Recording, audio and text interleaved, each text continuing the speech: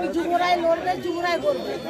এখন আমরা বলতেছি ছাত্র জনতা লড়বে, ছাত্র জনতাই করবে। তো আমাদের আজকে বহুদিনের আশা। আমি যখন চাকরিতে ছিলাম আমি এই রাস্তাতে হাঁটতে পারি না, শুধুমাত্র মদারুগুলার অত্যাচারে।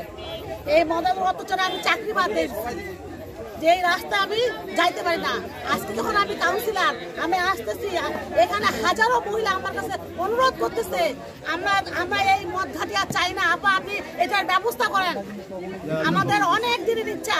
এখানে একজন মা বলে গেল, একজন বোন বলে গেল যে আমি দীর্ঘ যতদিন থেকে আমার বুঝ হয়েছে আমি কোনোদিন বাইরে দিতে পারিনি। বাইরের কি খোলা আকাশ আমি দেখতে পারিনি। আমার বাবা সবসময় বাড়ির ভিতরে ঢুকা রেখেছে। এই পরিবেশ আমরা চাই না।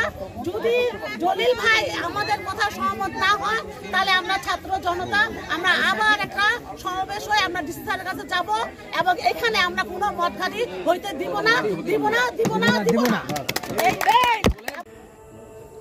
আজকের সভা সম্মানিত সভাপতি এবং উপস্থিত মুন্সিপাড়া গ্রামবাসী সকলকে আমার সালাম, আসসালামু আলাইকুম।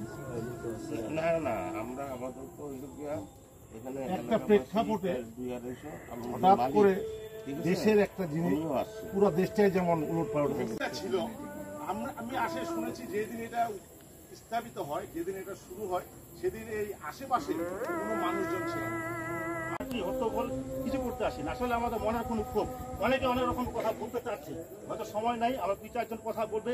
পরিশেষে আমরা আজকে কিন্তু প্রেক্ষাপট চেঞ্জ হয়ে গেছে। এখন কিন্তু আমি মনে করি এখন কিন্তু এই মদ ভাটির এখানে নাই, এটাকে পুনঃস্থাপন করতে হবে। এটা কিন্তু আমি মনে করি কিভাবে তৈরি হয়েছে সেটা আমি একটু শোনাবো।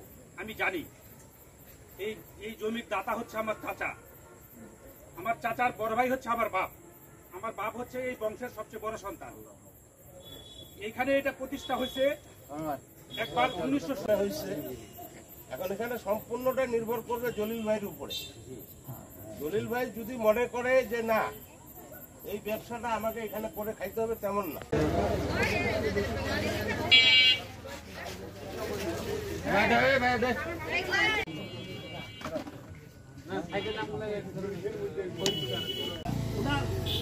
আমাদেরকে সহযোগিতা করবে, আমরা এটাই আশা করি। এখানে এটাই আশা করি। এই বলে শেষ করছি, ভুল ত্রুটি হলে ক্ষমা করবেন। আসসালামু আলাইকুম।